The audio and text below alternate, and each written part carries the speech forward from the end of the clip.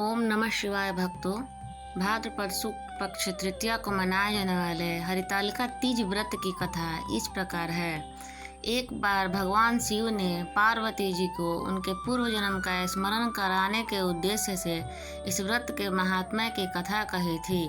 श्री भोले शंकर बोले, हे गौरी, पर्वतराज हिमालय पर स्थित गंगा के तट पर तुमने अपनी बाल्यावस्था में 12 वर्षों तक अधोमुखी होकर घोर तप किया था। इतनी अवधि तुमने अन्न न खाकर पेड़ों के सूखे पत्ते चबाकर व्यतीत किए। माघ की विकराल शीतलता में तुमने निरंतर जल में प्रवेश करके तप किया। बैसाख की जला देने वाली गर्मी में तुमने पंचाग्नि से शरीर को तपाया। श्रावण की मूसलाधार वर्षा में खुले आसमान के नीचे बिना अन्न जल ग्रहण किए समय व्यतीत किया। तुम्हारे पिता तुम्हारी कष्ट साध्य तपस्या को देखकर बड़े दुखी होते थे, उन्हें बड़ा क्लेश होता था। तब एक दिन तुम्हारी तपस्या और पिता के क्लेश को देखकर नारद जी तुम्हारे घर पधारे। तुम्हारे पिता ने हृदय से अतिथि सत्कार करके उनके आने का कारण पूछा। नारद जी ने कहा, हे गिरिराज, मैं भगवान विष्णु के भेजने पर यहाँ उपस्थित हुआ हूँ। आपकी कन्या ने बड़ा कठोर तप किया है। इससे प्रसन्न होकर वे आपकी सुपुत्री से विवाह करना चाहते हैं। इस संदर्भ में आपकी राय जानना चाहता हूँ। नारद जी की बात सुनकर गिरिराज गदगद हो उठे। उनके तो सारे क्लेश ही दूर हो गए। प्रसन्नचित्त होकर वे बोले, श्रीमान, यदि स्वयं विष्णु मेरी कन्या का वरण करना चाहते हैं तो भला मुझे क्या आपत्ति हो सकती है। वे साक्षात ब्रह्म हैं। वे, हे महर्षि, यह तो हर पिता की इच्छा होती है कि उसकी पुत्री सुख संपदा से युक्त पति के घर की लक्ष्मी बने। पिता की सार्थकता इसी में है कि पति के घर जाकर उसकी पुत्री पिता के घर से अधिक सुखी रहे। तुम्हारे पिता की स्वीकृति पाकर नारद जी विष्णु के पास गए और उनसे तुम्हारे ब्याह के निश्चित होने का समाचार सुनाया। मगर इस विवाह संबंध की बात जब तुम्हारे कान में पड़ी तो तुम्हारे दुख का ठिकाना न रहा। तुम्हारी एक सखी ने तुम्हारी इस मानसिक दशा को समझ लिया और उसने तुमसे उस विक्षिप्तता का कारण जानना चाहा। तब तुमने बताया, मैंने सच्चे हृदय से भगवान शिव शंकर का वरण किया है, किंतु मेरे पिता ने मेरा विवाह विष्णु जी से निश्चित कर दिया। मैं विचित्र धर्म संकट में हूँ, अब क्या करूँ।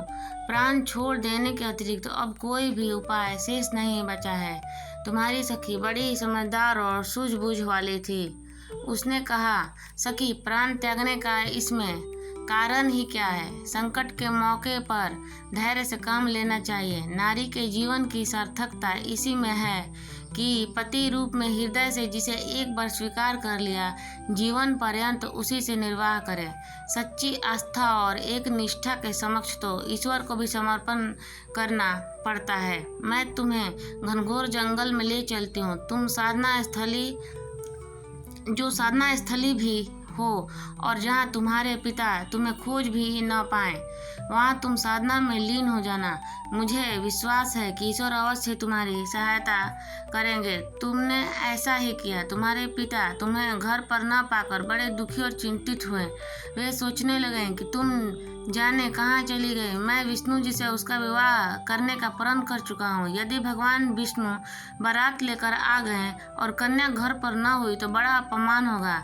मैं तो कहीं मुंह दिखाने के योग्य भी नहीं रहूँगा। यही सब सोचकर गिरिराज जी ने जोर शोर से तुम्हारी खोज शुरू करवा दी। इधर तुम्हारी खोज होती रही और उधर तुम अपनी सखी के साथ नदी के तट पर एक गुफा में मेरी आराधना में लीन थी। भाद्रपद शुक्ल तृतीया को हस्त नक्षत्र था। उस दिन तुमने रेत के शिवलिंग का निर्माण करके व्रत किया।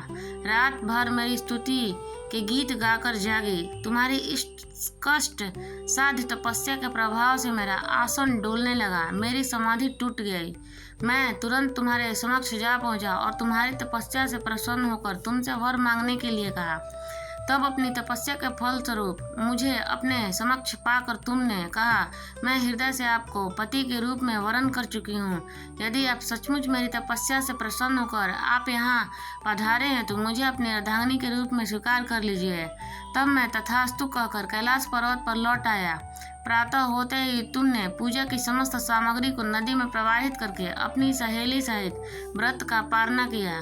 उसी समय अपने मित्र, बंधु और दरबारियों सहित गिरिराज तुम्हें खोजते खोजते वहां पहुंचे और तुम्हारी इस कष्ट साध्य तपस्या का कारण और उद्देश्य पूछा।